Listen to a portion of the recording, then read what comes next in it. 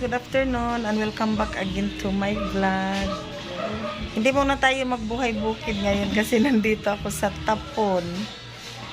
Yan, umuwi muna kami mga friends kanina dahil yan si asawa pupunta pala ng Maynila bukas, kaya uwi muna ako, tapos yan, palinis muna ng kuko.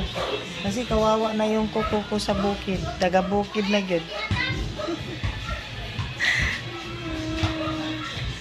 Thank you always mga friends sa inyong walang sawang pag-subaybay sa aking daily life vlog. Minsan hindi daily.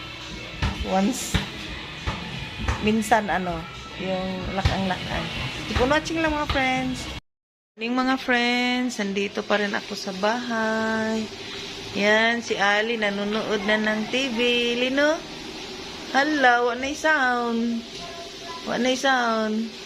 Pinatay mo na yung kasi para di tayo makapiright. Hala, luuya, ning tanaw eh. Di na.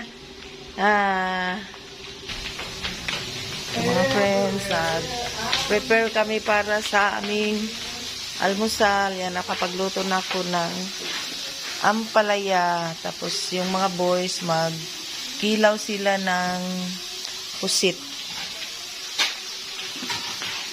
Tapos nagprito ng isda na karabalyas. Ito lang ang isda dito mga friends. Gagmay. Matik masiyo. Vlogger ay.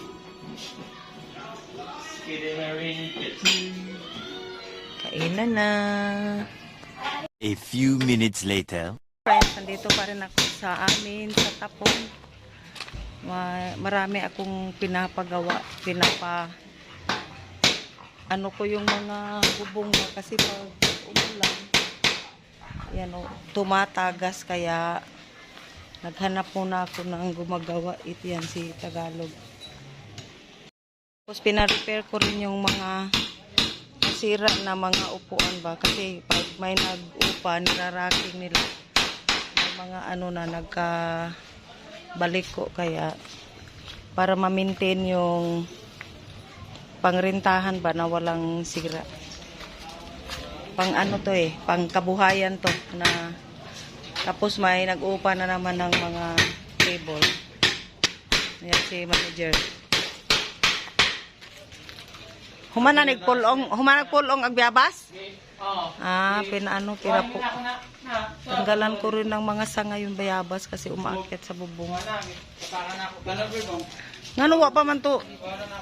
Yan mga friends, yung aircon namin pinalinisan hanggang ngayon hindi pa sinauli. Kano sa ito yung aircon?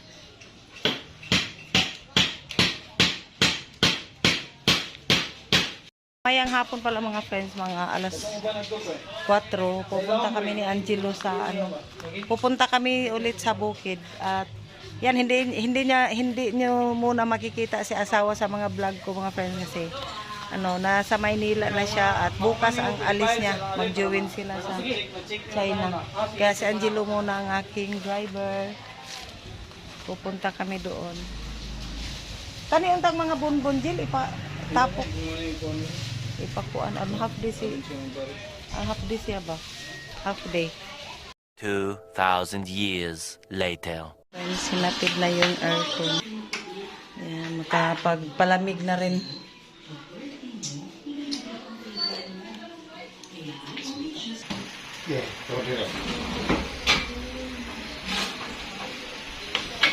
Hinlo na gid na.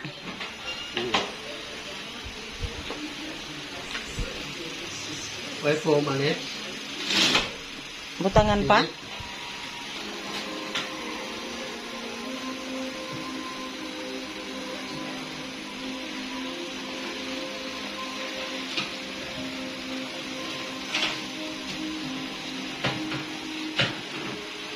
Na mga friends yan, sinubukan na namin ipakon. Malamig to kasi umuusok siya. Medyo matagal na to. Hindi pala siya nasira. Magpalinis lang pala. Tapos Ayan na siya. Wala na ang problema. Nasolve na yung problema sa aircon. At hindi lang kasi namin inasikaso dahil palagi kami nasa bukid. Ngayong wala na nandoon na si asawa sa Maynila. Ayan, panay nang uwi ko dito sa Tapon. Yan. Ito naman, hinakot nila ang Chilo yung mga buhangin. I-arrange para hindi magkalat. Mga dala namin tong buhangin mga friends galing sa bukid.